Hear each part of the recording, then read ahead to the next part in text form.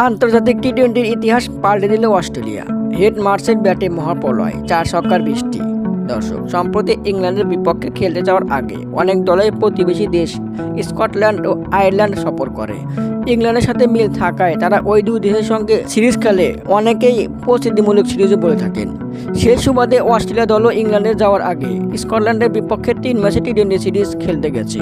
প্রথম টি-20তে অস্ট্রেলিয়ার ব্যাটাররা যা করলো তাতে স্কটিশদের মনে হলো ট্রাভিস হেড ও মিচেল মার্শ ভুলে ব্যাট করেছে।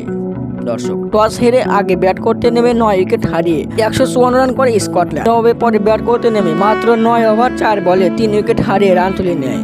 আন্তর্জাতিক টি-20 ইতিহাসে এখন এটাই জয়ের রেকর্ড।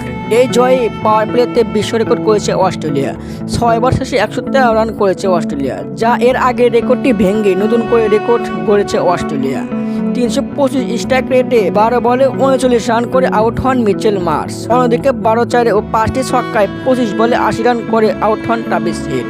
বিডি নিউজ, হৃদয় হাসান।